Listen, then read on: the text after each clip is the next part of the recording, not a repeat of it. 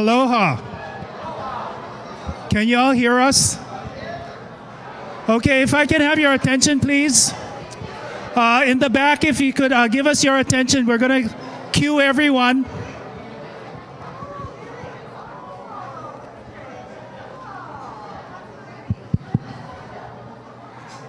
So again, everyone, welcome. And we're going to go live on the air exactly at 6 o'clock. So I would like to give you some quick instructions. First of all, I'm Randy with the Kauai Chamber of Commerce, and I just want to say mahalo to the candidates for choosing Kauai as the first place to do their political forum.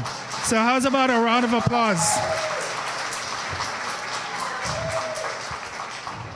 A couple of things that we're going to ask is that please, no applause. The reason is because every applause is going to cause a delay for the next question. Our goal is to ask as many questions. Also, we will welcome audiences from off-island and on-island thanks to Kauai Community Radio that's doing a live broadcast. How's about a round of applause for our island community radio? And for those of you who are television fans, but unfortunately your face doesn't make it unless you're up here, we're going to welcome viewers courtesy of Hawaii Stream Video, and they will be doing a couple of live feeds to a couple of the TV stations. So mahalo to them for their support. And then we have a couple of friends from the media on island and off island. And I do ask that you try to refrain from conversation because we've learned in the past conversation during the forum muddles the voice that others are unable to hear. And so we really want to avoid future complaints. So please kokua with that. And if you gotta go use a restroom, it's over there. Please make sure the door closed because we don't want to hear the vavoom of the toilet flushing. And we don't want to look at who's coming from that restroom. So, you know, just keep it in mind. If you gotta go, go, but go quietly. So with that having been said, mahalo for being here, and it's an honor for us to have the first of this important race. And otherwise, we'll turn things over to Jay. And Jay Robertson is the chair for the Chamber's Public Relations and Promotions Committee, as well as is the chair-elect. And we're fortunate to have him because he, of course, has done radio and does media. So mahalo and aloha to all of you. Thank you, Randy. I'm not all of that, trust me.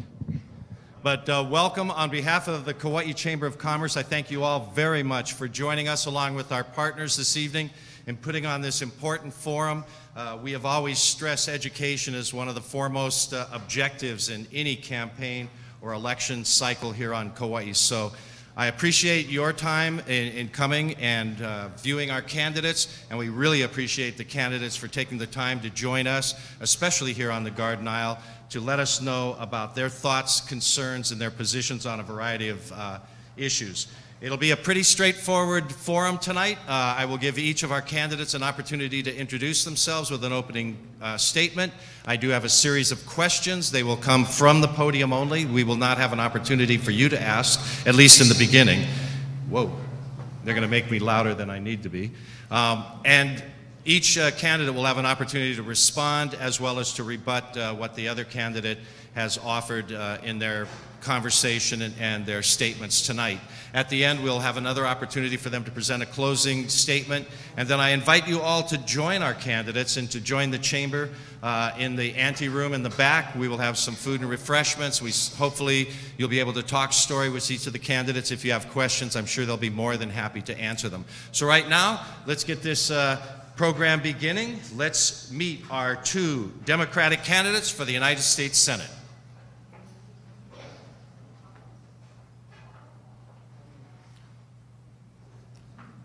Ladies and gentlemen, Brian Schatz, Colleen Hanabusa.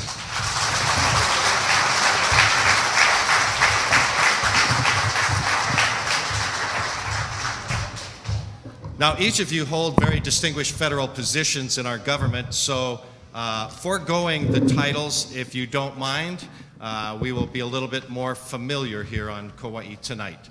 So if that's all right with each of you. I'd like to begin with Ms. Hanabusa, if you could open with some remarks here for us this evening. Thank you, Jay. I'd like to thank the Kauai Chamber of Commerce and all of its affiliated supporters here, and to Brian for agreeing to this debate. Brian and I are both Democrats. Where we differ is in our values and our perspectives. And our perspectives are shaped by a lifetime of experience and hard work.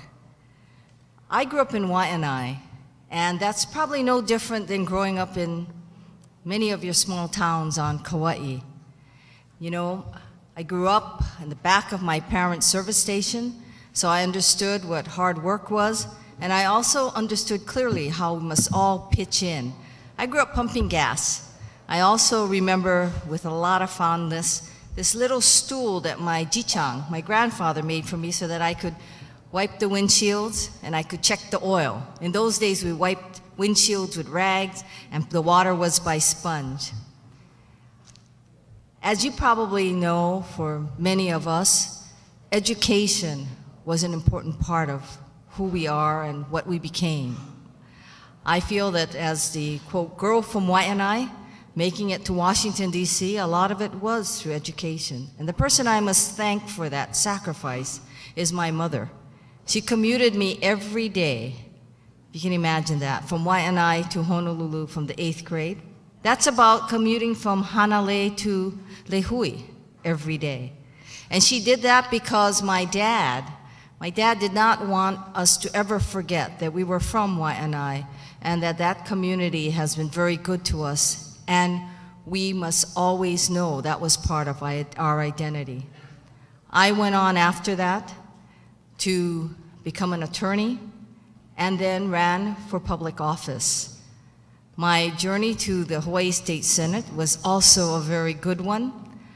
I ended my 12-year career in the Senate as the president of the Senate, the first woman to head the Hawaii State Senate, the first woman to head any house in the Hawaii State Legislature, and the first Asian woman in the nation to actually head a legislative chamber.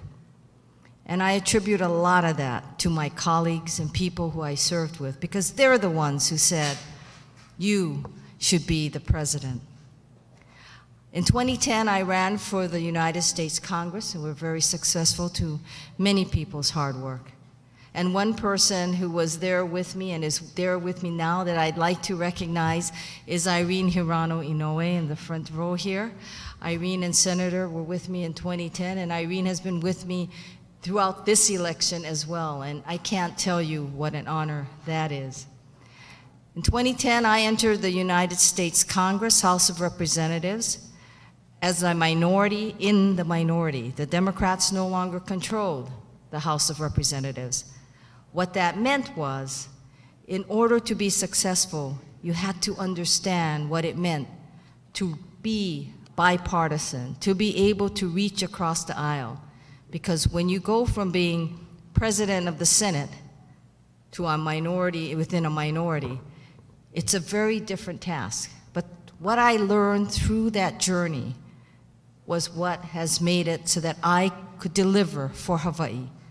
And what it taught me was its relationships that matter, and its relationships that I've always treasured, whether it was in the Hawaii State Senate, whether I was an attorney, or whether I'm in the Congress of the United States.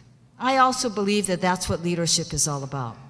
It is being able to actually forge those relationships. I would like to end by saying this. The most important lesson in all of that is simply this: know who you serve and know who you represent. I have always said, the people of this great state are my boss, and that who I'm accountable to, and that is who I listen to.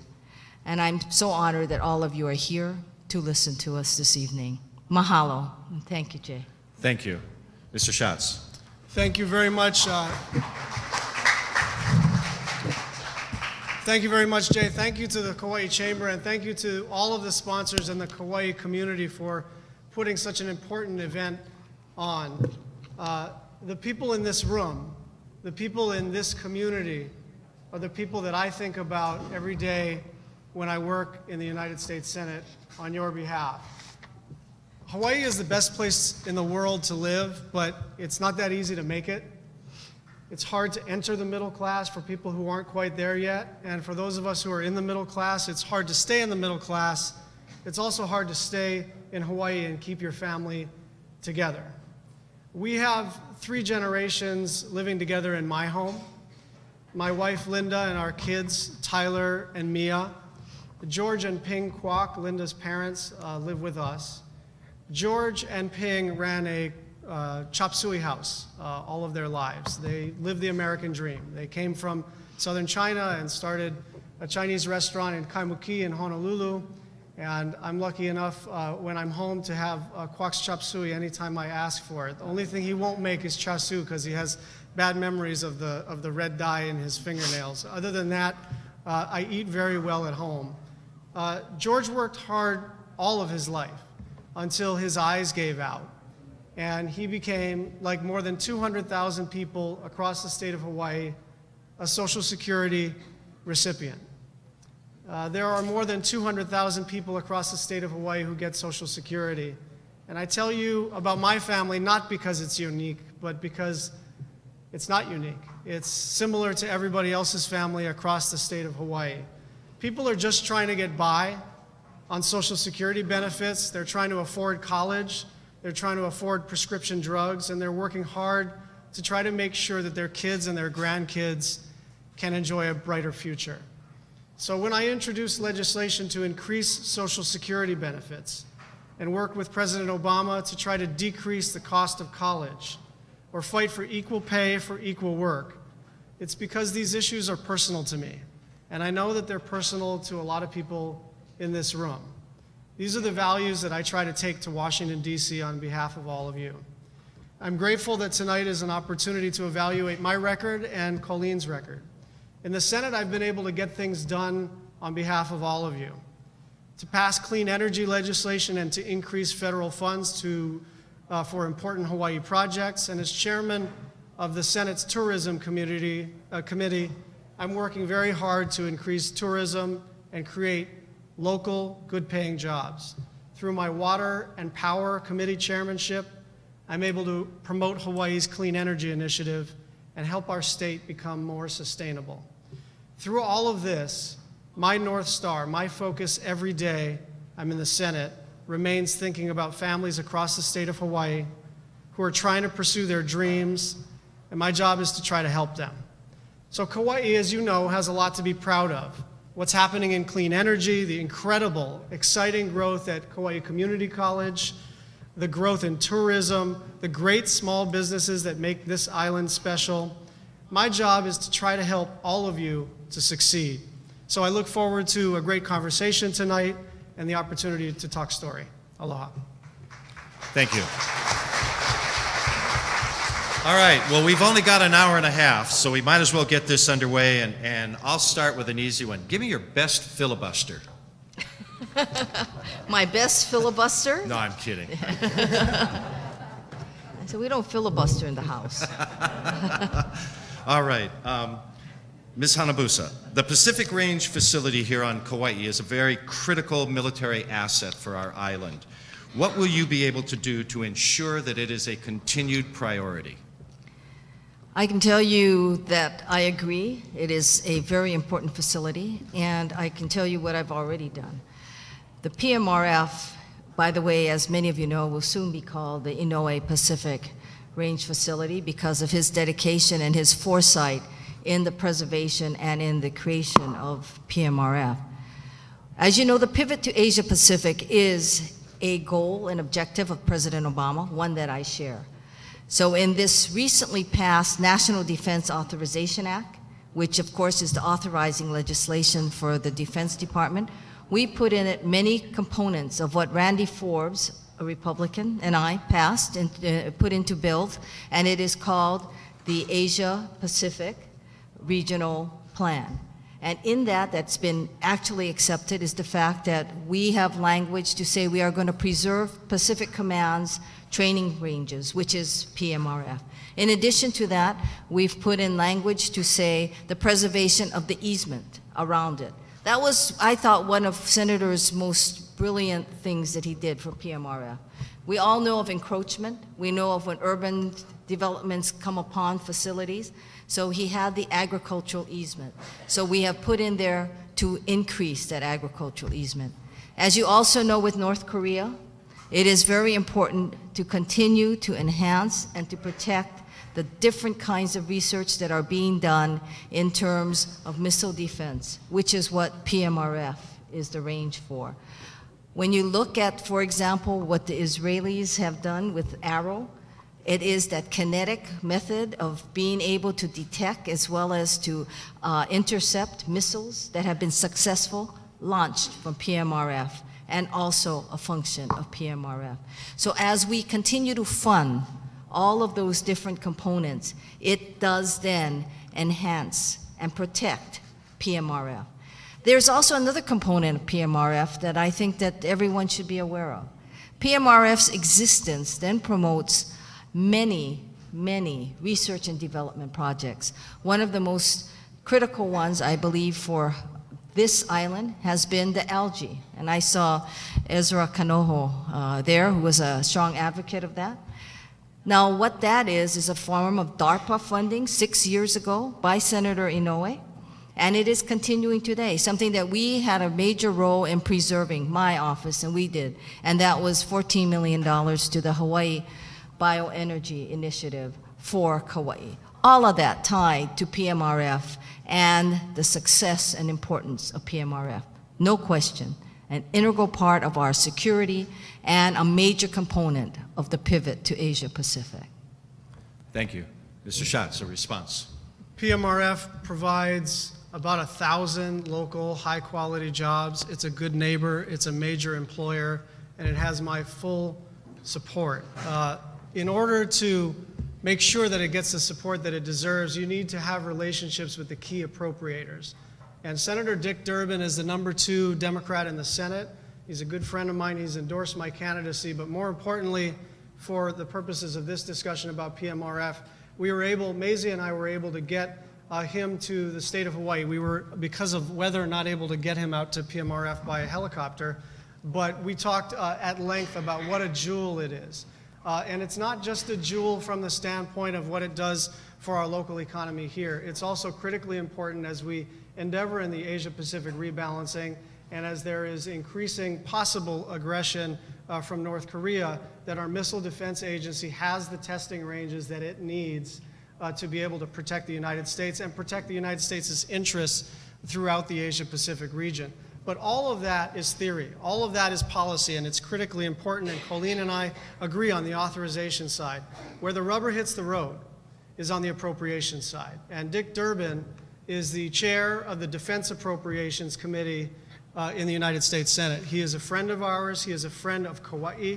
He is a friend of Hawaii, and one of the things that we were able to express to him, both on a substantive level and frankly on a relationship level, was that we really need his continued support on the appropriation side to make sure that PMRF, as a jewel in the Pacific under the Missile Defense Agency, and for the Department of the Navy, but more generally the presence of the United States Department of Defense in the state of Hawaii, that Dick Durbin has our back. Dick Durbin understands the importance of appropriating towards the policy of an Asia-Pacific rebalance.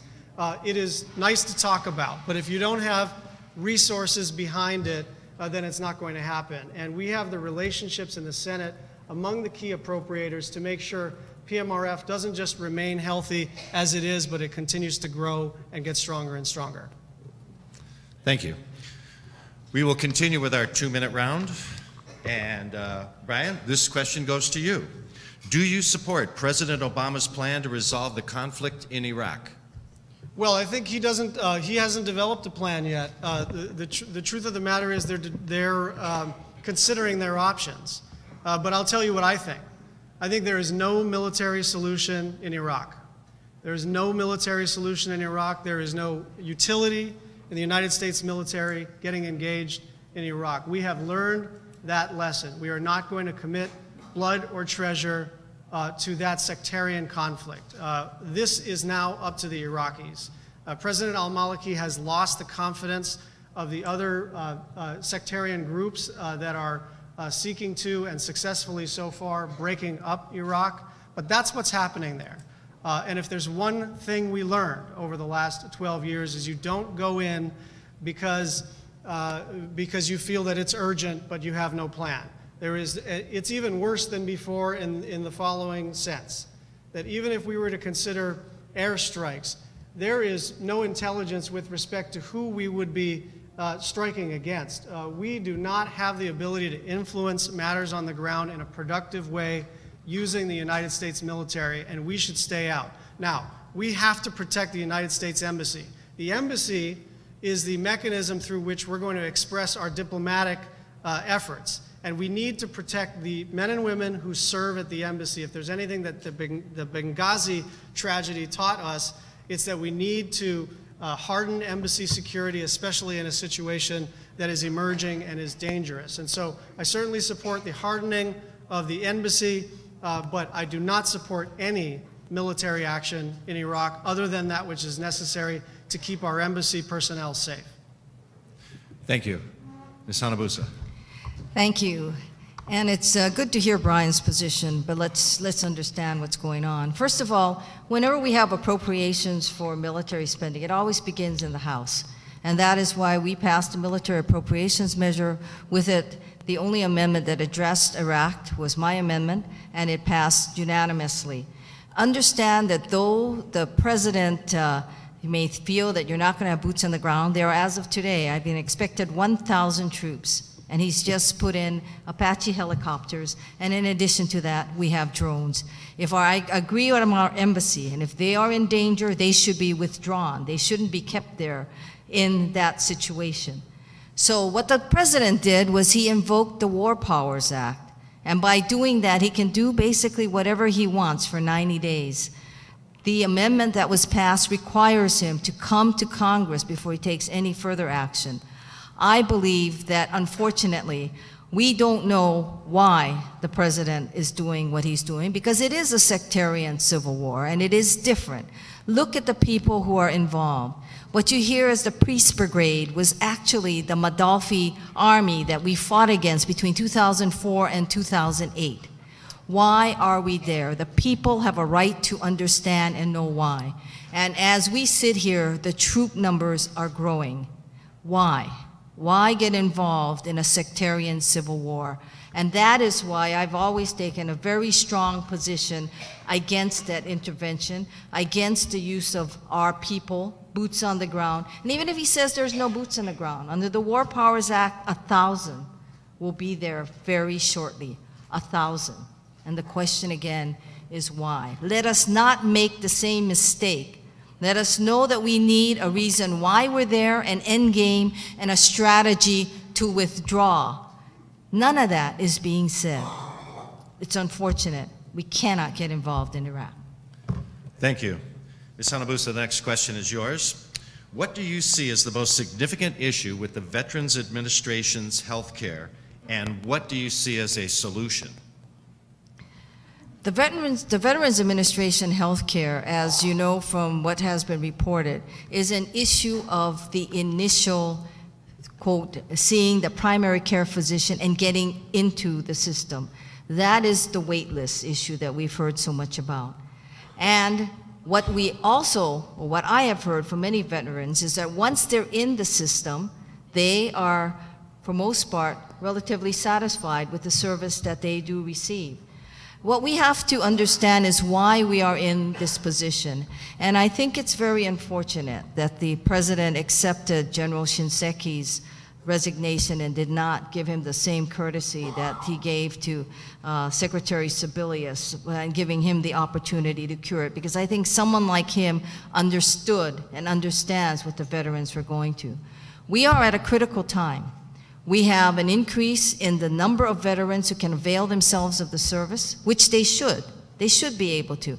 These are, of course, the Iraq and Afghanistan veterans. Our National Guard, after 3 months, 90 days of deployment, they are able to avail themselves of Veterans Administration benefits as well in terms of the health care. And the Vietnam vets are now beginning to say, hey, with all the differences in health care, that's a good deal. So they are also coming forward. And believe me, all the vets have the right to do this.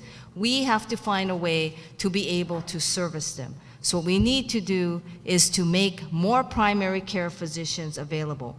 Both the House and the Senate have passed bills which, if there's more than 40 days, they are going to permit them to go out and get that initial assessment. That's going to be a temporary fix, but we have a more systemic problem that we have to look at, and that problem is how do we ensure that the veterans are moved in a timely manner within the system?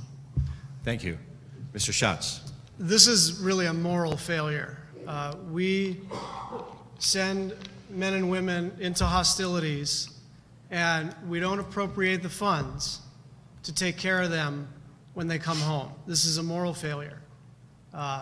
The legislation that I support, that was nearly unanimously passed out of the United States Senate, and I have to say that you have Bernie Sanders, the only socialist in the United States Senate, partnering with John McCain. That was something.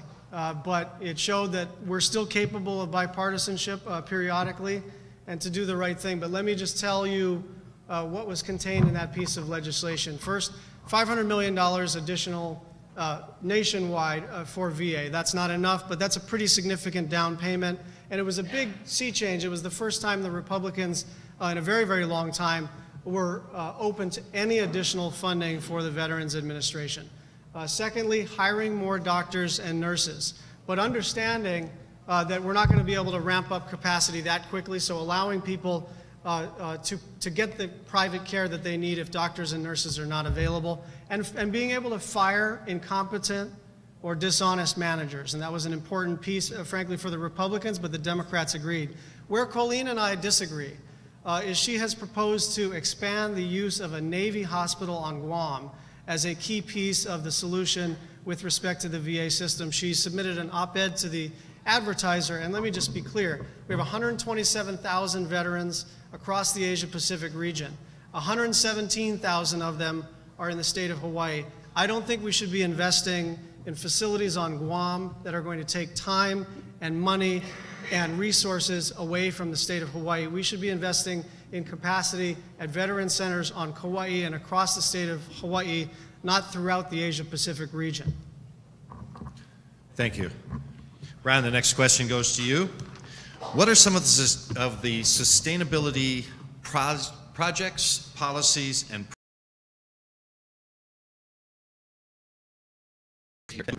well, look, as Lieutenant Governor, I was one of the leaders behind the Hawaii Clean Energy Initiative, and this is a real passion of mine, and it's for two reasons, two simple reasons. First of all, we pay 3 to 4 times the national average for electricity, and people are just getting worked over when it comes to electricity costs.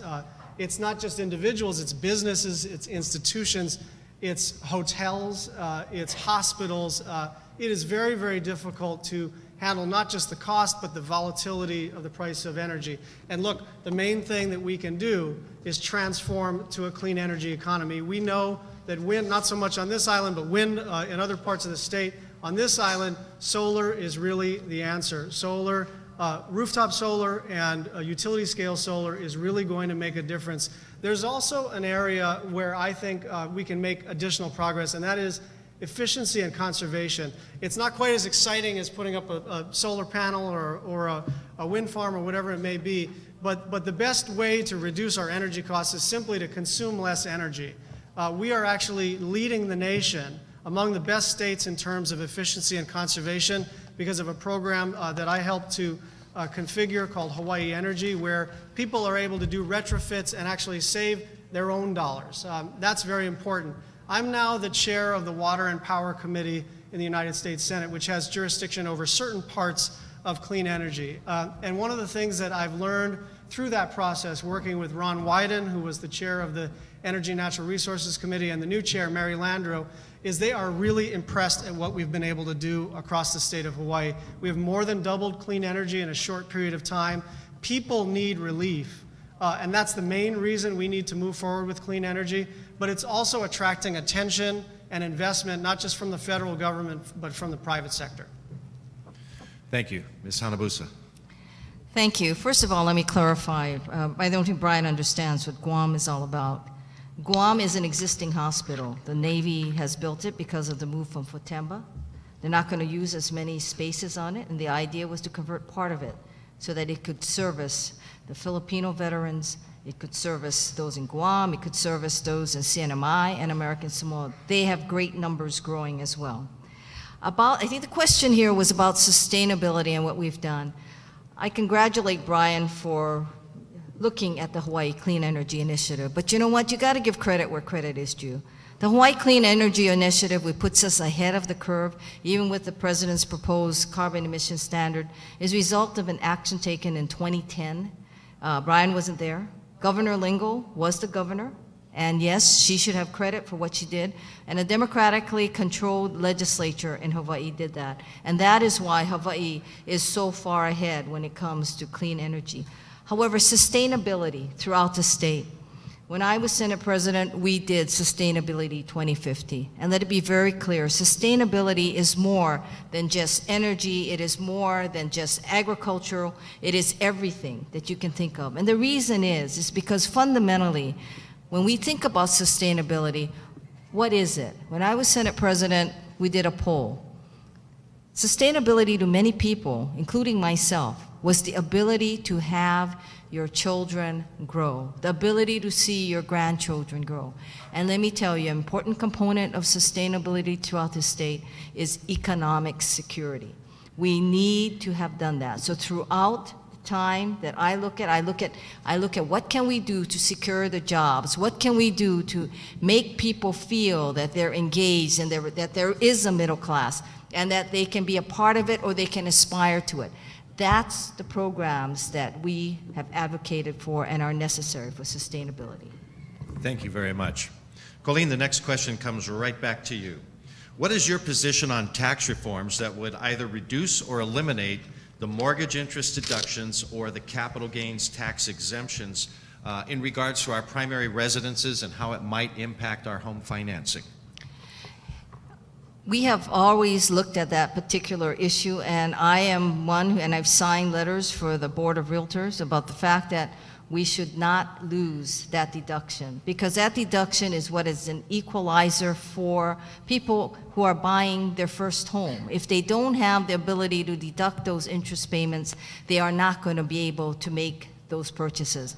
I think what we saw that in results of the quote, the crash of 2008 and 2009, that we took it out on entities like Fannie Mae, Freddie Mac, which has paid the government back for the bailouts that they received. And if you speak to any realtor, they will tell you that those are necessary components to put people in homes. The primary dream, the American dream, is to be able to own your own home. And we have to keep in place those deductions that are there. And remember, when we did some of the major reforms for example, to address the fiscal cliff that we thought we were going to face, we did things on capital gains by capping the amount. Those amounts are not going to in any way affect the first-time home buyers. So we have to keep in mind, who is it that we need to protect? Who is it that we need to help get into the market? And it is the first-time home buyers, or the increase the family home. And that we need to do by keeping the interest deduction. The capital gains have to be so that they can benefit from it, so they can put it into the next house. And let's also know that we need to have mortgage insurance. Thank you. Thank you. Mr. Schatz. I'm a strong supporter of the mortgage interest deduction. I know that all of you know that it would be nearly impossible for nearly all of us to afford a home without that mortgage interest deduction. I don't think this is a close call. It is an area where Colleen and I, at least as far as our legislative record, aren't in total agreement. I understand and I agree with what Colleen has said, but she did vote for the Simpson-Bowles legislation, the Simpson-Bowles recommendations, which was, granted, it was a package of things, but included in that was a recommendation to consider eliminating the mortgage interest deduction, and I think that was the wrong vote. I understand that's not her position, but it was in the vote, and so it's great that she supports the interest deduction, but I think what matters is not so much what you say, but how you vote. Let me just go back briefly to the naval facility on Guam. I do understand that there's an existing naval hospital on Guam. I also understand that the proposal would be for a sort of a joint operating agreement between the Navy and VA. But let's be realistic about this. Between the appropriations process, the authorization process, two big government agencies developing a joint operating agreement, retrofitting a building, doing the EIS, staffing up doctors and nurses, this is going to take a while if it makes any sense at all. And this would all be for the purpose of serving the 10,000 veterans in the Asia-Pacific region who don't live in Hawaii. And so what I'm saying is that our focus should be on investing in projects that can be done right away. Look, we don't have to spend tens of millions of dollars on Guam to solve this problem.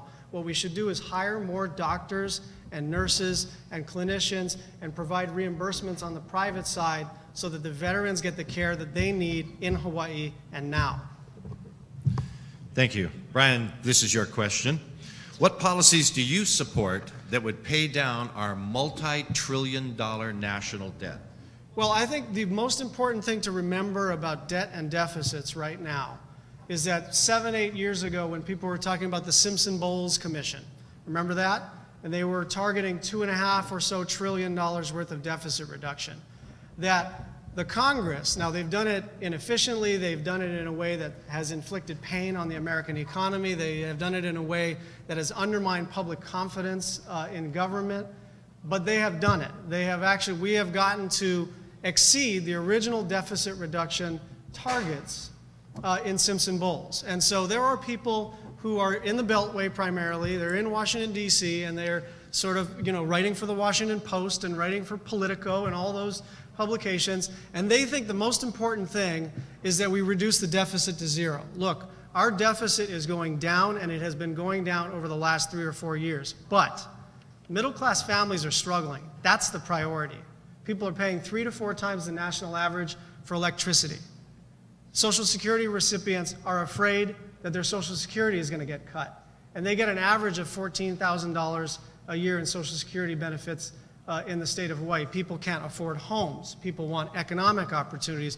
Our infrastructure is falling down. And so my view is this. We need to focus on investing in ourselves.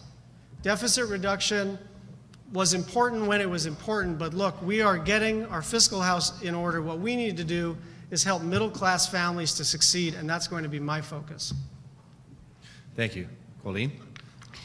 I don't know where Brian gets that we voted for Simpson-Bowles. We never voted for Simpson-Bowles. But let's understand, this question was about what are you going to do to reduce the $1 trillion+ worth of deficit? Congress did certain things already.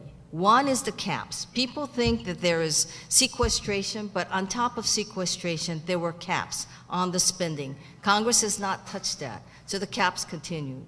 The other thing that Congress did was to also expire for those earning $450,000 a year, family or two, and $400,000 individual, expire the Bush tax cuts. Those two actions, I believe, brought us to the point where our deficit now is about half of what was expected. It's about $500 billion. Still a lot, but it isn't the $1 trillion+ that it was expected to be. Brian keeps mentioning Simpson-Bowles, so let's understand Simpson-Bowles. Simpson-Bowles was an edict by President Barack Obama, and what he tasked him to do was really almost untenable. But he said, you must bring us into primary balance by the year 2015. That's what he told them to do. That's what they did.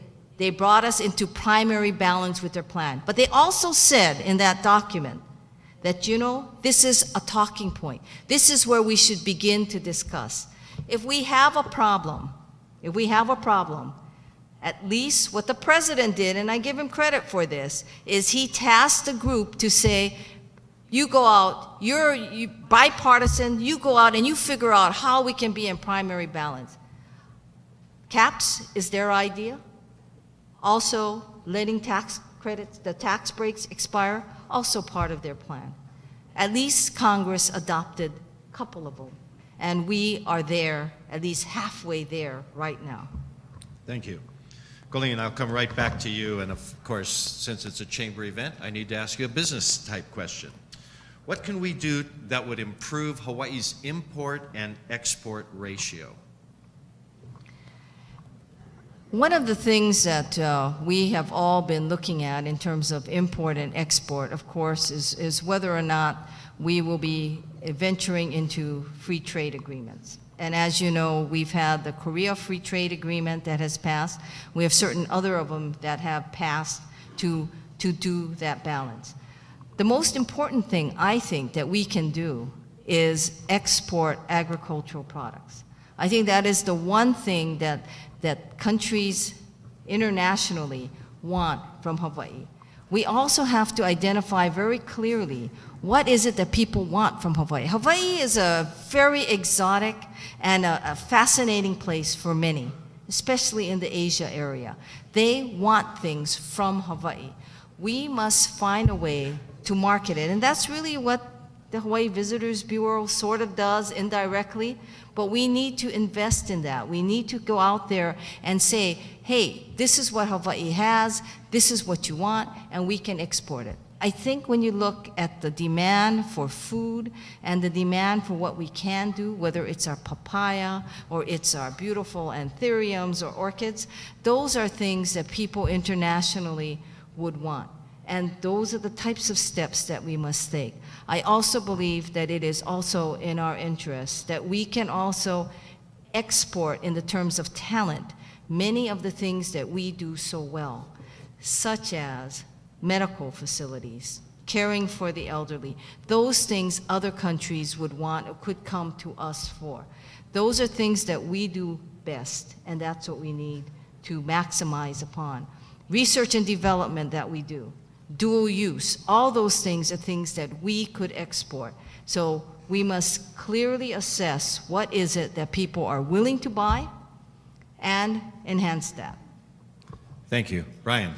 Let me focus on 3 areas. First of all, I've talked about energy, but I'm going to talk about energy again because we're paying 3 to 4 times the national average, and it's not for clean energy. We're paying 3 to 4 times the national average to burn oil for electricity. Nobody does that on purpose. We are in a very bad situation, and the most important thing we can do in terms of restoring some kind of balance is to generate more and more of our own clean energy. We can do it, and I know KIUC has made tremendous progress in terms of battery storage, and I know lots and lots of people are participating in the solar revolution. I'm also, as I mentioned, the chair of the Senate Tourism Committee, and I'm working very, very hard on a bipartisan basis with a senator named Tim Scott. He's a new senator from South Carolina. He could not be more conservative. He is a guy with whom I don't agree on hardly anything, but he represents South Carolina. He's got Charleston, South Carolina tourism interests, and he's the ranking member of my committee, and he and I collaborate in areas with Marco Rubio, with Chuck Schumer, with others who care deeply about tourism in their home states and hometowns. And so I think we've got to continue to support our tourism economy. And finally, let me just mention something that happened in the Farm Bill. The Farm Bill has a sort of agricultural growing side, but it also has the SNAP, the food stamp side.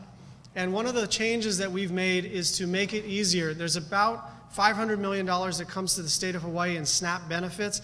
We want it to be easier for SNAP benefits recipients to use their SNAP, their EBT cards, at local farmers markets buying local produce. That's a twofer, because you're encouraging families to buy local and healthy things, but you're also creating possibly as much as a $500 million market for local agricultural products. Thank you. Mr. Schatz, we continue with you. What policies do you support that will improve the quality of our education? Let me just focus on 2 things. First of all, I do support the constitutional amendment that would enable more and more people to be able to afford preschool. I know there are deeply held views on this, but look, here's my view.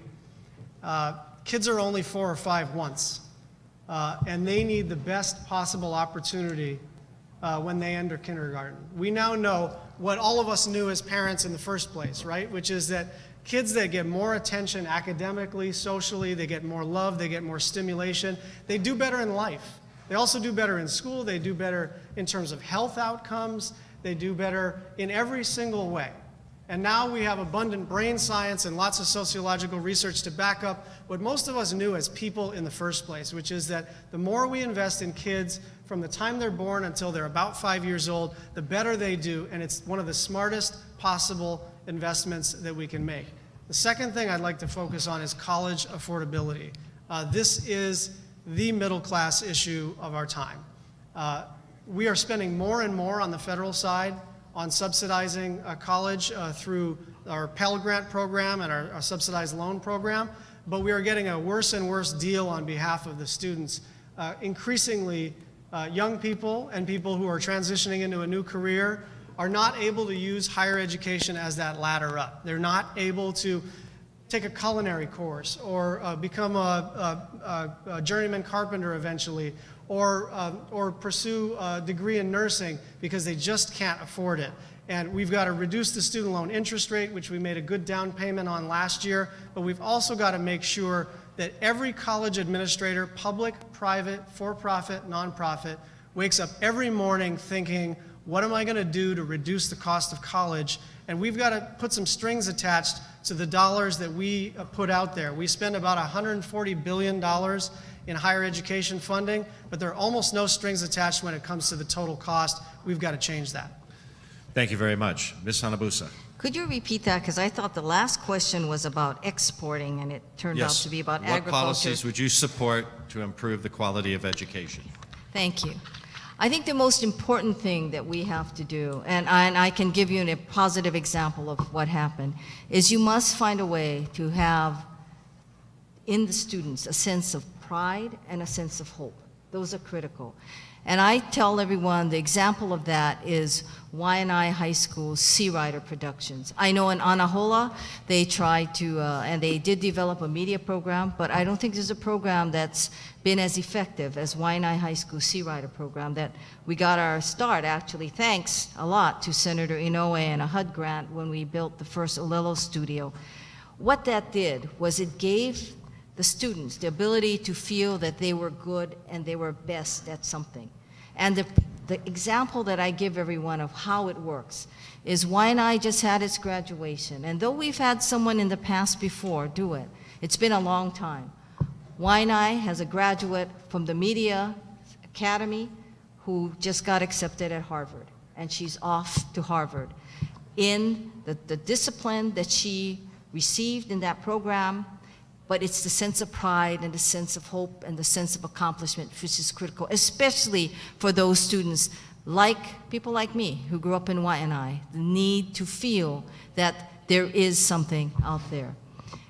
Other programs that you need to do, I believe, is you need to, I agree with Brian on early childhood, but I also believe that it was wrong for Abercrombie Schatz administration to repeal junior kindergarten when you didn't have anything else in place. Preschool is a great idea, but you know what? We changed the kindergarten entrance stage. You gotta have that available. And when they did away with junior K, you left a whole bunch of kids out there who have to go to kindergarten who don't have that opportunity. Thank you. We will stay with you. Okay. There seems to be inconsistencies between state, county, and federal regulations regarding GMOs. What is your position on the federal government's role on this issue? There are regulations that are in place that address it. And what comes to mind immediately is the Organic Food Production Act and the Food Protection Act. Now, those are two major components of it.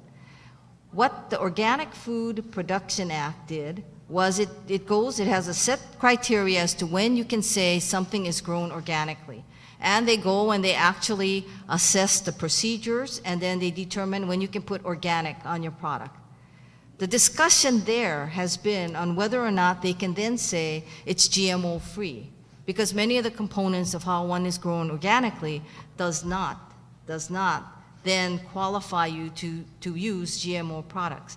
The reason they have not been able to get to the point where they can actually determine whether you can put it on is because of the fact that we don't know, and we're still studying, and this is a matter of science, and it's a matter of understanding this issue well.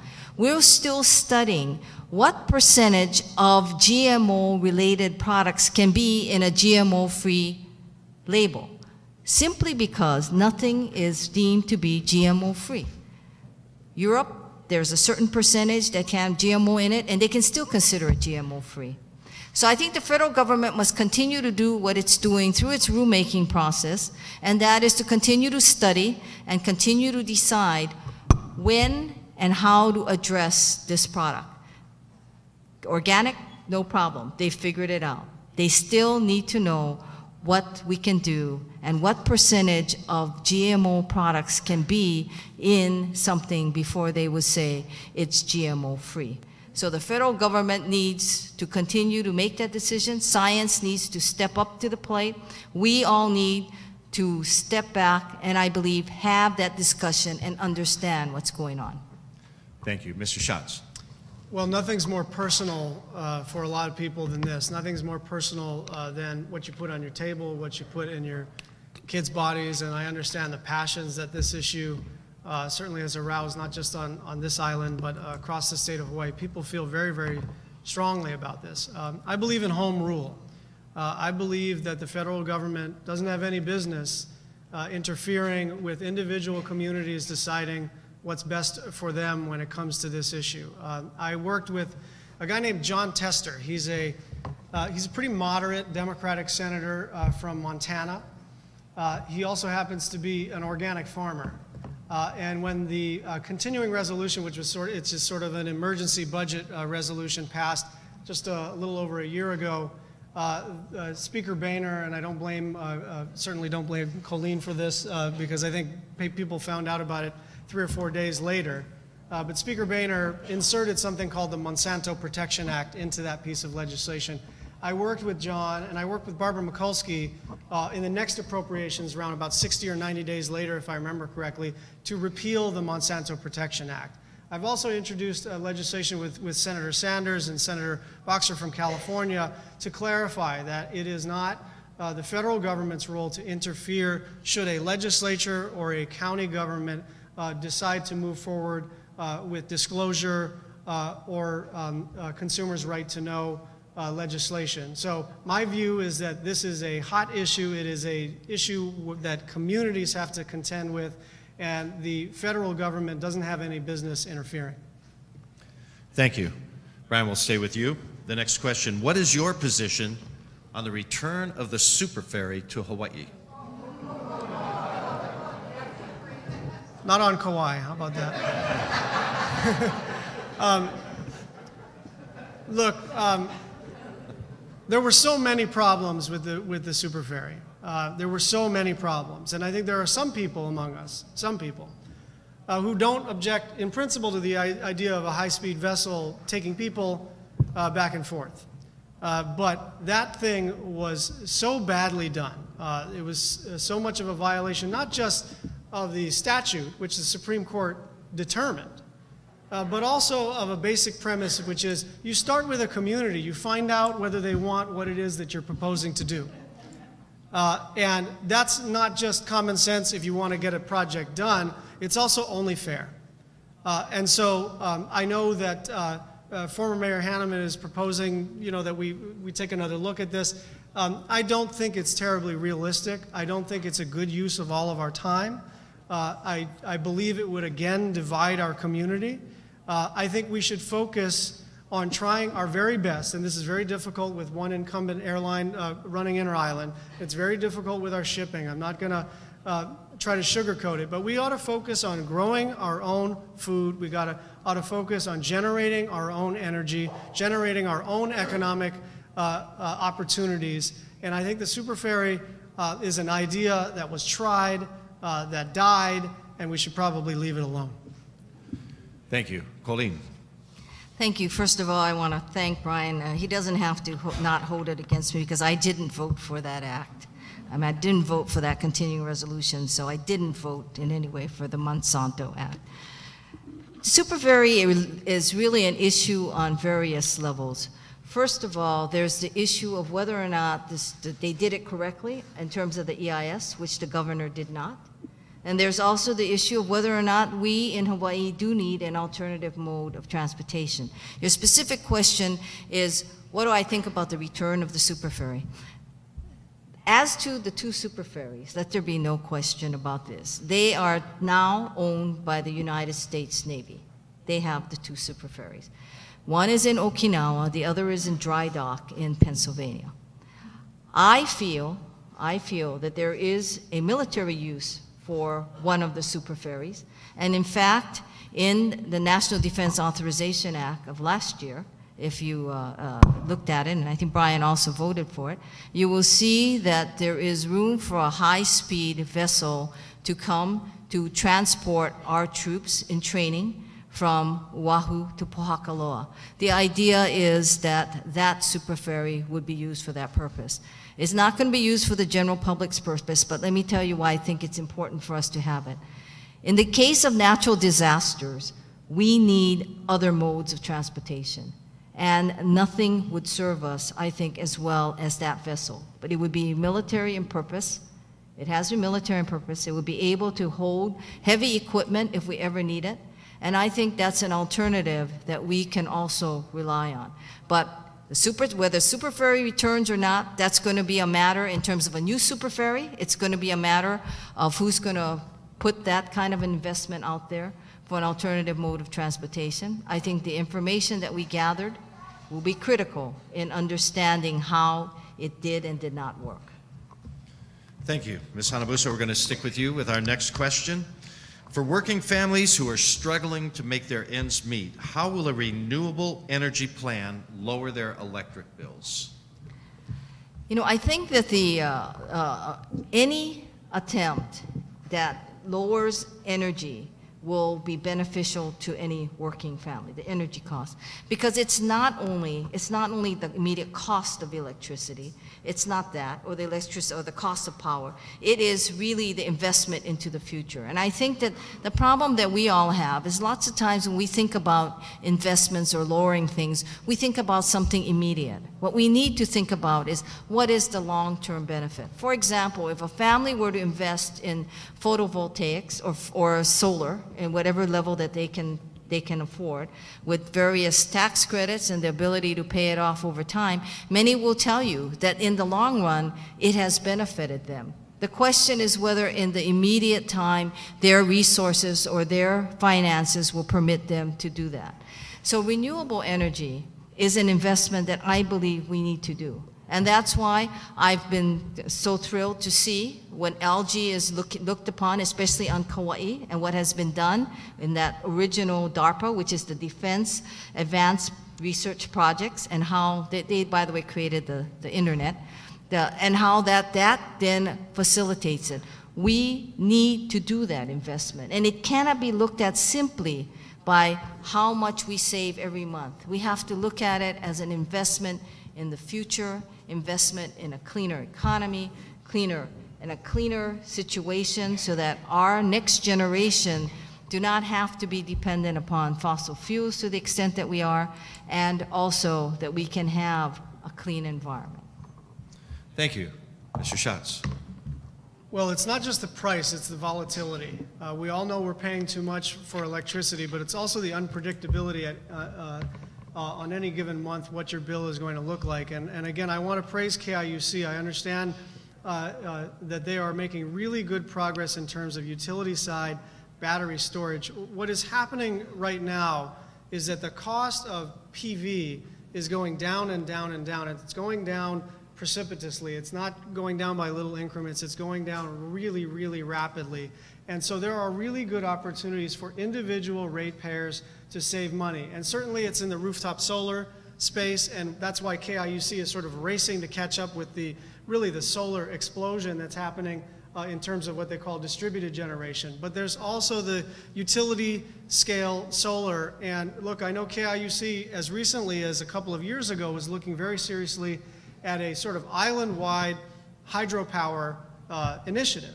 And I think what has changed is the price of solar has gone down and down and down and down so much, and continues to go down, that hydropower was looking like a viable option. But given the kind of community work that has to be done, the environmental review work that has to be done in individual stream flow standards and the rest of it, it is cheaper for consumers, it is easier to execute to just move forward with solar energy on the island of Kauai. Let me just mention one other thing, and I know the question had to do with giving consumers relief, but it bears mentioning. We all have an obligation to do something about climate change. We, especially in the state of Hawaii and on this beautiful island of Kauai, have an obligation to contribute to the solution in climate change. And let me just reassure you that what we're doing in the state of Hawaii is being noticed on a national level. The U.S. Department of Energy, the U.S. Department of Defense, my colleagues across the country and across the aisle have noticed what we're doing in clean energy, and they're trying to replicate it elsewhere. Thank you very much. We will stick with you for another question. What are your thoughts on protecting endangered species in a way that it would promote preservation of that species, yet not cause any hardship for business or community lifestyles? So this is a really, really important issue for Kauai residents, and it's something that we've wrestled with taro farmers in Hanalei. It's something we've wrestled with in terms of football and the shearwaters. It's something that we've wrestled with in terms of our fisheries. And here's my view. Community first. Whatever we do, and I don't think anybody doubts my environmental passion or my environmental credentials, but it has to work for people. We have to understand that whatever we're doing in terms of the administration of the Endangered Species Act or a sanctuary or any of those programs which I support to try to protect what is special about Hawaii and Kauai from a biological conservation standpoint has to work for people. And so what I've been doing in my office, whether it's in Hanalei or in Lihui or in the Nihau issue, is we're trying to bring people to the table and kind of stay calm and accept two premises. Whatever we do has to work for people, and whatever we do has to comply with the federal law and comply with our values to take care of our environment. I think we're going to get there. I think we're going to get there when it comes to the shearwaters. I think we're going to get there on the North Shore when it comes to taro farming. And I think we're going to get there because actually our values are the same. We look at it from a different perspective. Different parts of the community may have a particular passion either for football or for fishing or for the shearwaters or for the monk seals, but we all understand that we're all in this together. And my role, when asked and where appropriate, is to play a facilitative role to try to make sure that people kind of take a deep breath, work it out, and find a way to comply with the Endangered Species Act and all of our conservation laws, but make sure that it works for local people. Thank you. Ms. Hanabusa. I can give you a specific example. As you know, critical habitats are designated, and it's usually designated tied to an endangered species. When I first got elected on the island of Oahu, near the Deep Draft Harbor, which is called Kalailoa, there was about 292 acres that were designated as a critical habitat. And I could not understand why, because I know that area. I grew up in that area. I live in that area. I lived in that area at that time. So I called upon Dan Ash, the head of the ESCA, but Fish and Wildlife Service, and asked him to meet with me and discuss why. So they told me it's because, you know, we need a percentage of lime in the soil for these two plants that were not there, but they wanted a habitat for them to return to. So we went back and forth on it, and I told him, Dan, let me tell you something. This isn't going to work because I know the area. If you need lime, you can go to Kaena. And they did. And they reevaluated it, and it went from 292 acres to 99 acres. And the developments and everything else that it was going to potentially stop ceased. Same thing with the issues regarding the nenes and the shearwater. I've asked Dan Ash to come to Kauai and meet everyone because that's what it takes. It takes people who know the area, know what's needed, know what the habitats are like, to be able to tell him. And unfortunately, he had to cancel because of the request of, I think, Brian's office, that it would not happen until after the primary election. So after the primary election, when he comes here, I hope that the people in Hanalei and the elected officials and the community members who are interested in Shearwater will have an opportunity to look at him and discuss it straight on, because it is critical to all of you. And that's the reason why I feel meeting with him personally, which he agreed to do, is essential to the resolving of this issue. Thank you very much. We're not quite there yet, but we're pretty well through the night. I hope everybody's okay. You all need to stretch or something. Thank you very much for bearing with us, but we do have a number of questions. Hopefully these are all questions that you've had on your mind. Just a couple of reminders or some shout, pardon me. There we go. Anyway, shout out to our friends. We are being broadcast live tonight on KKCR Radio up in Hanalei. So that is being heard worldwide through their audience. We're also very happy that Hawaii Stream is here tonight, and we are streaming the program via the internet. So folks, oh, thank you. I'm actually stockpiling them. And you can see me immediately afterwards, because I'll sell them without the 5-cent charge. But, and also I want to thank Ho'ike Kauai Community Television for being here tonight. You'll be able to watch this program up into the primary on Channel 54 and 53, your community television access centers. Just a couple of important dates to remember. The primary election is coming up on August 9th. Remember that, that's important. The final day to register for the primary is July the 10th. And the final day, and this is going to be important for absentee ballots, is August the 2nd. So if you folks can keep that in mind, we will get right back to action here. Let's see. I think we've not quite covered this, but we're going to get close to it, or we've been close. Ms. Hanabusa, what do you perceive as the federal government's role in dealing with climate change? First of all, I believe that the federal government is beginning to make inroads into what it is. Let's understand what's the cause of climate change. Climate change, of course, is primarily the carbon dioxide emissions. It's causing global warming, and that's what's causing our sea levels to rise. I think the fact that the federal government has instituted the latest carbon emission standards is a first and important step to that. And as you also probably know, Hawaii is sort of ahead of the curve on that because of the Hawaii Clean Energy Initiative that has been done on that.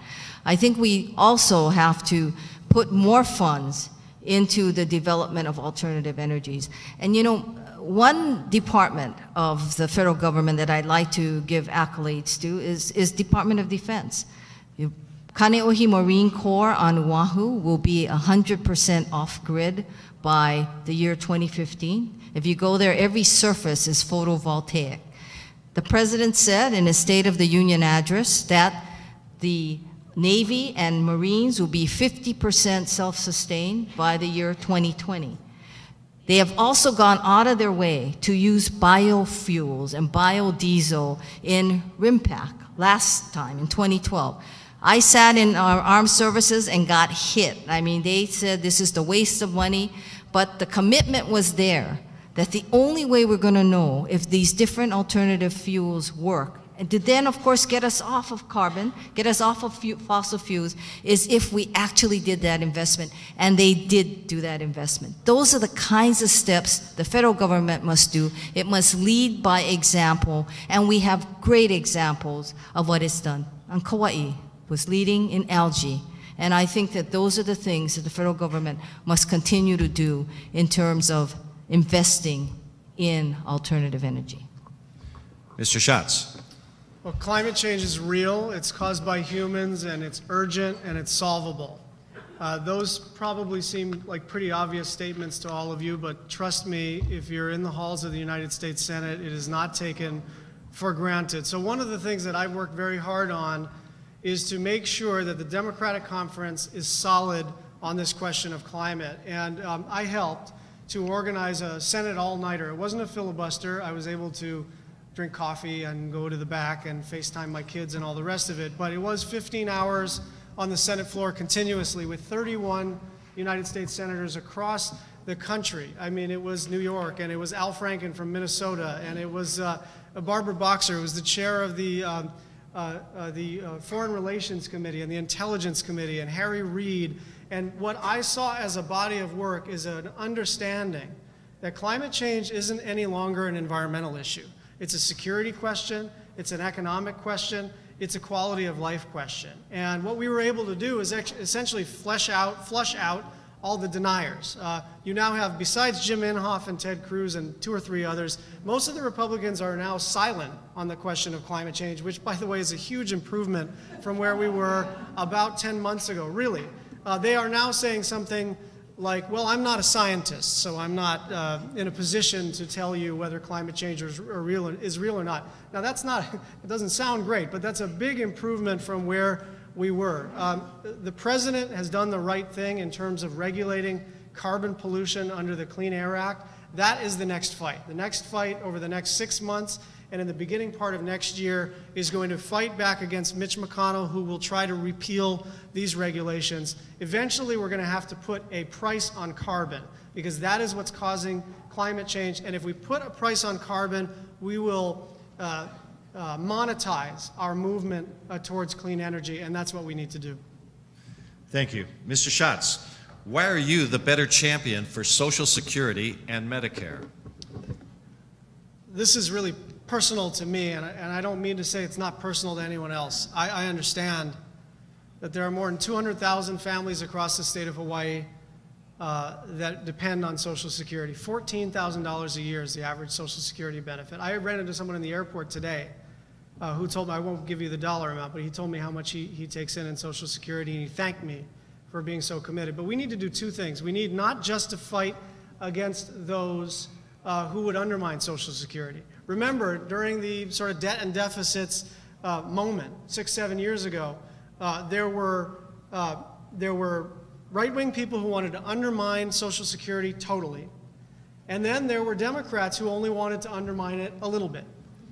And what we've been able to do, Elizabeth Warren and I, and Mark Begich and I, and Mark Pryor and I, and these aren't, I mean, Elizabeth's very liberal, but Mark Begich is a moderate, Mark Pryor is a moderate, and what we are saying is, look, this is the most successful anti-poverty program in American history. This is family insurance. This is family security. This is personal to all of us, and why in the world would we be talking about entertaining cuts to the most successful anti-poverty program in American history? Everybody who gets Social Security benefits gets it because they paid, because they earned a living, and because their Social Security tax was withheld. And so the idea that responsible people are going to take that money away from you, reduce Social Security benefits, and call that bipartisanship offends me. It offends me, and it is personal to me. I think it's personal to a lot of us. So you have my commitment not just to protect Social Security and to fight back against anyone who would try to undermine it, but to strengthen the program. Over the next 5 to 10 years, we've got to talk about how successful it's been in preventing poverty and what we can do to increase its benefits. Thank you. Ms. Hanabusa. Thank you. The reason why I believe that I'm a better advocate for Social Security is one of the things you need to do is understand what comprises Social Security and how it came to be. Social Security passed, of course, in 1935 after the Great Depression. Part of it was not only what we call the old age survivors insurance, but also unemployment insurance, so that our kupuna will never have to worry in their senior years. And unemployment, those who are not employed through no fault of their own, would not have to give up everything to survive. In addition to that, in 1965, we realized that one of the most important parts that were troubling our kupuna was Medicare. That's also part of Social Security. We also should know that every year, the Social Security trustees look at these funds and determine what needs to happen. I look at those reports every single year to see how we're doing. Social Security, the old age survivors portion of it, is solid to the year 1933. Medicare has greater challenges, but it is solid to the year 1924. Now, the reason I say this is that is why That is why, when I took the vote on the Bipartisan Budget Act, I could not continue to support any effort to cut Medicare. You're cutting Medicare to the providers 2% for an additional 2 years, and also, by the way, part of that act increased your TSA funds, and it also cut into various kinds of retirement benefits for the VA. Now, when we say that we advocate, we have to understand how it all interrelates and what we are doing. I have been on the books from the very beginning, opposing the president's even consideration of a changed CPI, which would affect the cost of living index for our kupuna. I have said consistently I would not vote in any way to cut Social Security. Thank you. Ms. Hanabusa will remain with you. Please tell me, what is the Senate's role in implementing the Healthcare Affordability Act here in Hawaii? When you say Senate, you mean the United States Senate? Yes, the United States Senate. In the Healthcare Affordability Act in, Yeah. in Hawaii? Right. What role does the Senate have in implementing that act? I believe that the Senate doesn't necessarily have a role in the implementing of the act itself. The Senate's role was in passing of the act versus the actual implementation of the Affordability Act. So, having said that, I think that what you will find in normal situations that it falls upon the state to actually implement the act itself, not the Senate of the United States. What we would like to see, however, is that Congress will look at the act and determine what parts of it works and what part of it doesn't work and what we need to have changed. I feel Hawaii is in a very unique situation when it comes to that. And Hawaii should exercise the various types of exemptions that it has in the law already to really alleviate the stresses that's been placed on our state in terms of the implementation of the act. But I do not think Congress itself plays a role in implementation. It does play a role in terms of how an act may or may not be amended and whatever directions may be given. But for most part, implementation is an administrative function, and that would be done by an executive branch. Thank you. Mr. Schatz. Well, the Affordable Care Act is good law, and we should remember the things that it does. If you have a pre-existing condition, you can get health care. Adult children can stay on their parents' plans until they're 26 years old. It is bending the cost curve. It's reducing the rate at which healthcare expenses are going up. But I don't think anybody thought that the rollout was successful or the implementation has been smooth. I spent time signing up myself on the exchange, and I found myself shouting at my computer. At a couple of moments, I was 40 minutes in, and then I took a phone call. And this is like within the first couple of days. And remember, well, I don't know how many people signed up through the exchange, but it wouldn't save any of the forms. So we were like 20 pages in, and then I took a call, and then I had to start over, and I was yelling, and I really did experience how frustrating this situation is. But remember how the reason that this was frustrating is because people want health care. People were excited about the Affordable Care Act. People who hadn't had health care in their entire lives because of a pre-existing condition were excited to and then couldn't get the health care that they need. Remember also this. Any major piece of legislation, whether it be Medicare or Medicaid or Social Security or the Clean Air Act or the Clean Water Act, when it passes, it's not perfect. And then what you do is you iterate. What you do is you legislate. You work together on a bipartisan basis. After you have your partisan fight about whether or not to pass it in the first place, America has always gotten together and improved on existing law. The change right now is that the Tea Party has basically prevented the Republicans, those Republicans who are reasonable, from sitting down with us and sort of implementing basic common sense ideological reforms to the act. They have treated any change to the act as a concession that the act exists, and they can't concede that the Affordable Care Act exists. It is law. It is the law of the land. It was deemed constitutional by the Supreme Court. It is working, but it needs to be improved upon, and we've got to do that on a bipartisan basis. Thank you very much. Mr. Schatz, and we hope to shift gears here just a little bit.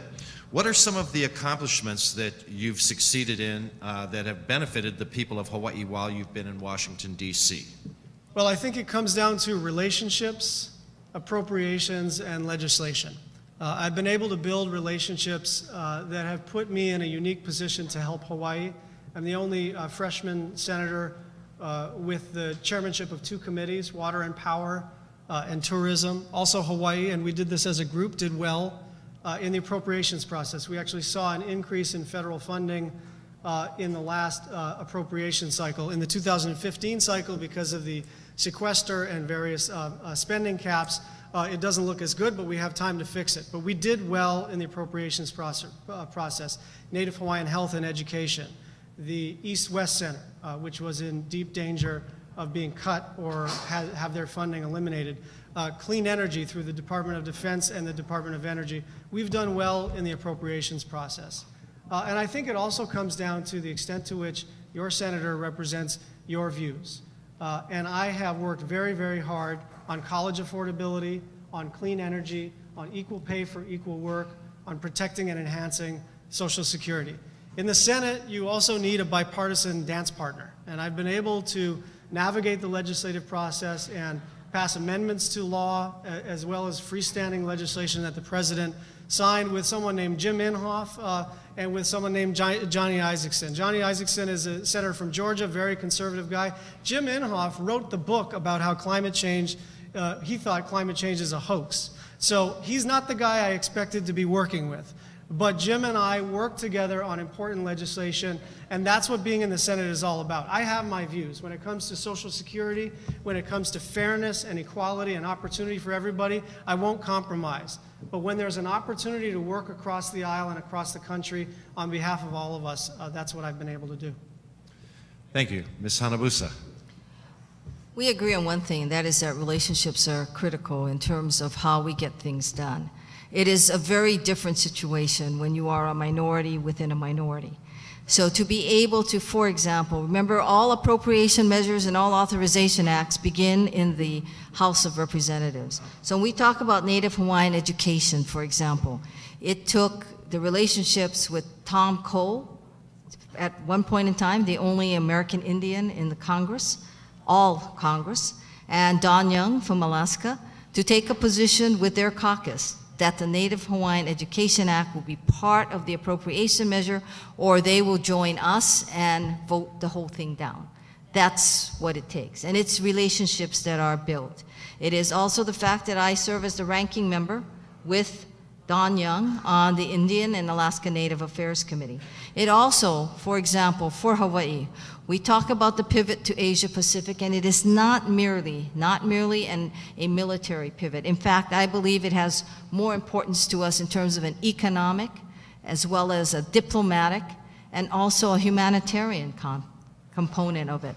So the person that I work with on that is Randy Forbes from Virginia. We do not agree on any social issues, but I will tell you, when it comes to looking at the Asia Pacific region, he is right there. Before we came back, the Prime Minister of Singapore came to visit us, and Randy Forbes will not meet any of the Asian leaders without me present, because he believes that we are a partnership that actually gets things done because we both understand what's going on. Through that, we get whatever we need within the National Defense Authorization Act and the appropriation measures. Remember, appropriation measures also begin in the House. So when we're able to ensure that the appropriation measures are there for our critical defense, like PMRF, it usually goes through and becomes law. Thank you. We will continue on with you, Ms. Hanabusa. What skills or experience do you have that sets you apart from all of your opponents? You know, it is, for example, coming from Waianae and going and knowing what it is to fight for where you are. It is going to the Hawaii State Senate, and when I first got there, being basically told that, you know, Wahine isn't going to be president of the Senate. The same person who told me that was one of those who voted for me when I became president of the Senate. When you think about that skill set. The skill set is one really of those who serve with you, who recognize your abilities. I did double time, not only as the president in the last 4 years, but before that I chaired Judiciary and Hawaiian Affairs and was majority leader at the same time. The 2 years before that I was the first woman vice president of the Hawaii State Senate and vice chair of Ways and Means. And my first 2 years I chaired Waterland and Hawaiian Affairs when the critical Rice versus Cayetano was decided. That to me is a statement a lot about my colleagues, but it is also that they saw in me leadership. They saw in me the ability to tackle the very hard questions. I also did Felix. Someone came up to me earlier and said, I remember you because you did the Felix investigation. That was the special needs, IDEA, Section 504. We did that investigation. Whenever the House and Senate needed someone to do those investigations, whether it was on crystal meth, special ed, or the Hawaii Youth Correctional Facility, I was the one that they came to. It is leadership, it is experience, it is the earned respect, and the ability to get things done. Thank you. Mr. Schatz. I've been able to make friends across the island, across the country, on all of your behalf. And a lot of people ask me what was the most surprising part of the Senate for me. And I have to say, it's the number of actual friends I made. You probably, because if you're in this room, you may watch C-SPAN. You've probably seen senators call each other friends, and they kind of overuse the word. But I am surprised pleasantly on a personal level and on behalf of all of us at the extent to which I've been able to really build friendships. Dick Durbin, who I mentioned, who's in charge of defense appropriations and has really been good to Hawaii. Patrick Leahy, the president pro temp, who really has helped us when it comes to the East-West Center funding. Ron Wyden, who vacated the position of Energy and Natural Resources Chair and is now the Finance Committee Chair, is a real buddy of mine and a mentor of mine. And then there's a new generation of senators who all have 2 kids and an ambitious spouse, so we hang out and spend some time together. And I don't say that just because it may be interesting personally, it may not be interesting personally, but the reason it matters is that those relationships end up mattering to all of us in the appropriations process and when it comes to legislation. But look, politicians have a tendency to want elections to be about them, about Colleen and myself and about who's for us and all the rest of it. But I think the question is, who are we for? And I want you to know that my focus, my singular focus, is middle-class families. My singular focus is the fact that it really is tough to make it in Hawaii. I wouldn't have it any other way. None of us would have it any other way. This is the best place in the world to live.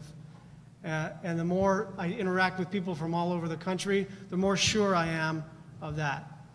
We all love Hawaii, but it's tough economically. And so my view is that my job every day is to try to go out there and make things just a little bit easier, to give you an opportunity, to reduce the cost of electricity, to make sure that social safety net is there, to make sure public education at the pre-K level is good, and to make sure that college is more affordable. That's going to be my focus. Thank you, Mr. Schatz. Your next question: how do you balance your party's positions with your responsibility to your Hawaii constituents, particularly in terms of like judicial appointments or international treaties? I think it's a really important question, and it's a tough question for everybody, but here's my point of view. I'm a Democrat. I'm a strong Democrat. I'm a left of center Democrat. I think everybody knows that, but that's not the point. The point is you find opportunities to collaborate. I did an amendment to the National Defense Authorization Act with Johnny Isaacson for smart growth communities in the defense bill. Now, the reason I care about that, I'm a climate guy, I care about smart growth. Why did Johnny care about it? Because he wants to save money for the Department of Defense. You find common ground. I was able to work with Jim Inhofe on the Native Vets Memorial Act, and Jim and I don't know if we could find any other issue where we could find any common ground at all, except that he's just a nice guy when you talk to him, but I can't find any other opportunity to collaborate. So when we're talking climate, we are doing battle. When we're talking about Native vets, we are the best of friends. And that's what it takes to work in the Senate. I have my views. I feel strongly about Social Security. I feel strongly about clean energy. I feel strongly about gay rights and women's rights. I feel strongly about the rights of people to organize in a union. And so those are things that are unbreakable. And those are things on which I'm not going to collaborate with Jim Inhofe because we just don't agree. And so in those categories, it's going to be a fight. But what you do is you set some of those things aside and you find opportunities to do what's in the best interest of your community. I think the best example, and it's not even me doing it, is, as I mentioned at the beginning, John McCain and Bernie Sanders, right? John McCain and socialist Bernie Sanders did a veterans bill that got, I think, I'm not totally sure, but I think it was about 94 votes out of 100 senators. And it shows that sometimes you can sort of lay down your arms and do what's in the best interest of the public. Thank you very much. Ms. Hanabusa. Your question is, when do we break from our party and under what circumstances that we do that in? And I can give you an example. And it's one that certain people have called me names, but I would take that vote again. There was a bill that the Republicans actually proposed, which we call Boiler Mac. Boiler Mac was one that said to the EPA, you must stop and you must reconsider what's going on because this affected sugar. And it would have shut down HCNS on Maui, the last of our sugar establishments. So I voted with the Republicans to tell the EPA that it has to reconsider their criteria. The EPA, the Democrats were completely opposed to it, but some of us who had sugar said we've got to take a position. I got called names by doing it. I've got called warmonger, anti-environment, and so forth. But fast forward to now. Let me tell you what that vote meant. That vote meant, and later EPA has redone their rules, HCNS can comply because what they decided, what EPA finally said is we didn't like those rules anyway, but we were forced to do it because environmentalists sued us. So now they were able to come up with a category for sugar. And recognizing that when you burn sugar, it is bagasse. And so they said, this is the relevant standard. Would I take that vote again? Yes. Would I be willing to be called names and anti-environment and all that? Yes. Because it was important to the people on Maui. HCNS, the single largest employer, 800 people would have lost their jobs. Whether my party agreed or not, which they didn't agree, it was irrelevant. Those are the things you have to do. But it also means you have to understand what you're voting on. You have to, and you're not just voting to get along. You're voting because it's the right thing to do. Thank you very much. Ms. Hanabusa, the final question for you tonight. What is your, and this is particularly poignant because the Department of Interior happens to be here right now conducting some public hearings. So please enlighten me. What is your position on Hawaiian sovereignty?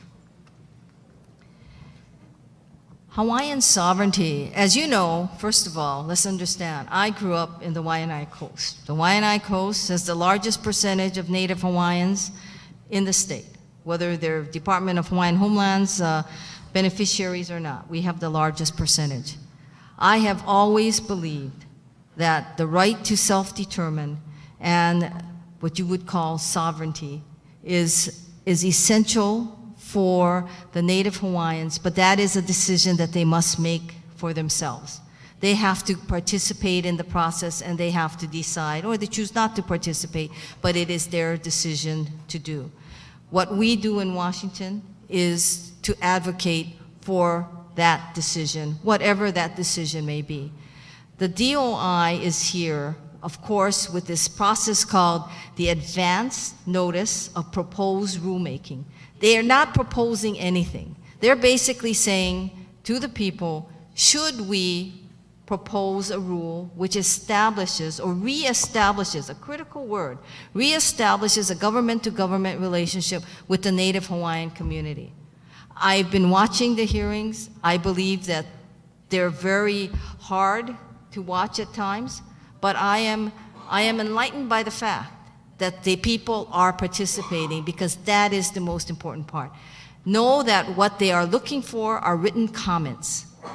That's why I encourage people to do. Submit those written comments as to how you feel about this issue, because it is critical. It is critical for Native Hawaiian self-determination and also the protection of the Ali'i Trust, Kamehameha schools, as well as the various 150 statutes that we have in place. All very important. But notwithstanding that, they have to, I believe, the Native Hawaiians, our host culture, must make that decision. Thank you. Mr. Schatz. Fair is fair. Native Hawaiians should be on an equal footing legally with Alaska Natives and with what we in the Senate call Indian country, Native American Indian tribes. But Colleen's right. Self-determination means self-determination. And the Department of Interior is moving forward in good faith, but they can't get in front of consensus. The Native Hawaiian community has to determine for itself exactly how this is going to be configured. And I think we stand as a delegation ready to facilitate that, but not necessarily to tell the Native Hawaiian community what that is supposed to look like. So the beginning of the process, at least this year, is the Department of Interior's advance notice of proposed rulemaking, and that's going to be part of the process. In the meantime, we can do a couple of things in the Congress. First, we can maintain those relationships with the Department of Interior and the Department of Justice, the Attorney General's office, as they try to figure out what kind of legal approach is going to withstand what will be the inevitable litigation to challenge whatever it is that emerges, and also to maintain the relationships with the White House, because in President Obama we have somebody finally who doesn't need Hawaii or Hawaiians explained to him. And this does present an opportunity, so we have to keep that dialogue going. Finally, I'll say that in the meantime, we have appropriations that we have to continue to bird dog in the areas of Native Hawaiian health and education, and make sure that, and again, this is not Colleen's fault, but what happens is the Senate fully funds it, the House zeroes it out, and then when we conference, we have to make sure that it gets flat or increased funding. We've been able to do that, but really right now, as the consensus is still being developed, we've got to work hard to make sure that those programs are preserved. Thank you very much. A couple of notes, folks. I hope you've enjoyed tonight's forum and presentation. It's been very engaging and interesting. A week from tomorrow night, on Wednesday evening, right back here in this very same room, the Kauai Filipino Chamber of Commerce will be hosting a Kauai political forum. It will feature our mayoral candidates, the state house candidate for District 15, which represents Lihue all the way out to Koloa and up to Wailua. We'll also have county council candidates here. Also on July 14th and 15th, that'll be a Monday and a Tuesday, out in Waimea at the Historic Theater, there will be another forum.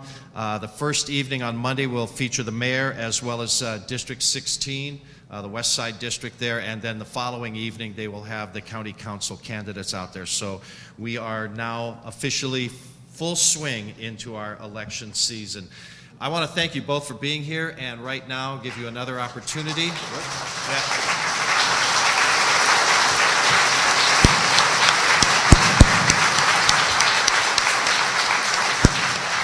This has been a wonderful, wonderful evening, and I thank you for your experience, your expertise, and sharing your stories with us. Colleen, if you would, please, some closing remarks. Thank you very much. Thank you, everyone, for sitting there and not falling asleep. Thank you so much. and thank you, Jay, and thank you again to the Kauai Chamber and all to the co-sponsors of this event. This is a very important election. I don't think Hawaii has seen an election like that. And remember, this particular race, the one we are both running for, is to fill the remaining term of Senator Inoue's past election. It expires in 2016. One of the most fascinating parts, and really the most humbling parts, is being able to be on Kauai and listening and being taught by so many of you who would take the time to sit and talk to me about what it is and how special Kauai is, and to listen to all that you have to say. I always say the people are my boss, and I listen to them, and I am responsible to them. The people of Kauai, like elsewhere, but especially here, you are balancing what we all want, which is a good economy, jobs, and preservation of the uniqueness. know that, of course, PMRF is a great and a major employer, and we must do things to preserve that. Having been with the Hanalei farmers and actually cooking with Carol Haraguchi, who's there, they like my champuro, I think. They didn't complain. And of course others, and hearing about Shearwater, and of course knowing very much about tourism, as well as the workers. Fundamentally, the success of any industry is the workers, and I've been a labor lawyer, so I understand that. But I want to share with you a very moving story. A few days before Mr. Turk Tokita passed away, he saw me, and he held my hand very tightly, and I can still feel it. And he told me how important this election was, how important it is for the people of Kauai, and how important it is for the people of Hawaii. And he said to me, and I'm so sorry that I'm not well enough to be there with you. And I thought, here is a legend, somebody that people in Kauai knows, who was apologizing to me because he couldn't play a role in this very important election. That told me that this is a very important election. And I'm here to ask each and every one of you to consider voting in this election. And I hope that at the end of this evening, you walk away feeling that you have at least been enlightened. And of course, I would like to think that you're walking away with a clear choice in mind, and that's me, that you will vote for Colleen Hanabusa for United States Senate. Mahalo, everyone, and again, thank you so very much.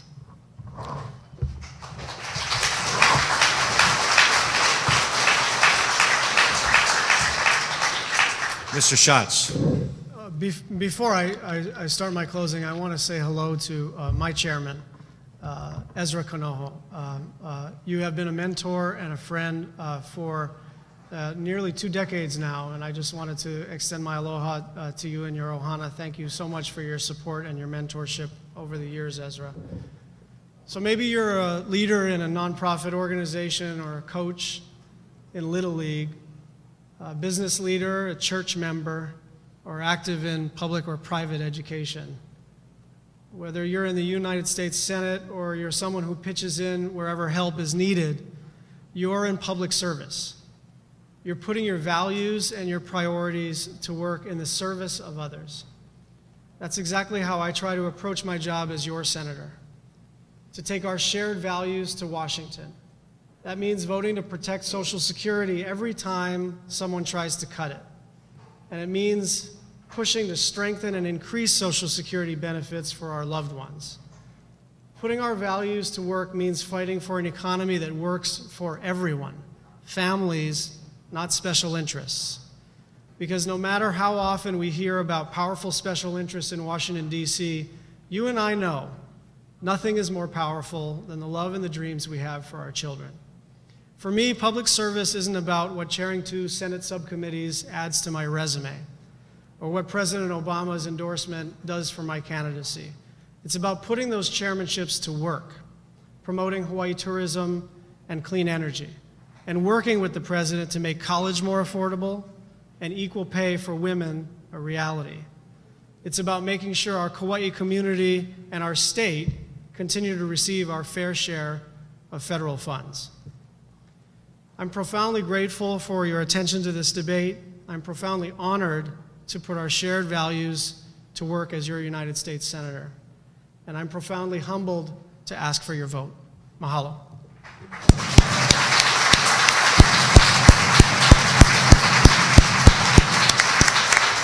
Ladies and gentlemen, Colleen Hanabusa, Brian Schatz.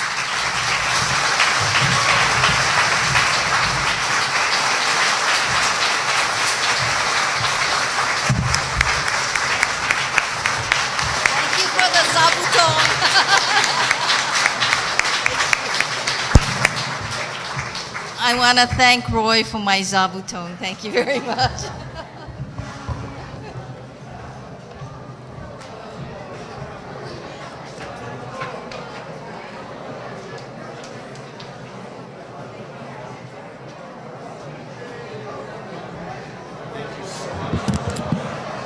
Please proceed into the back. We will have a meet and greet.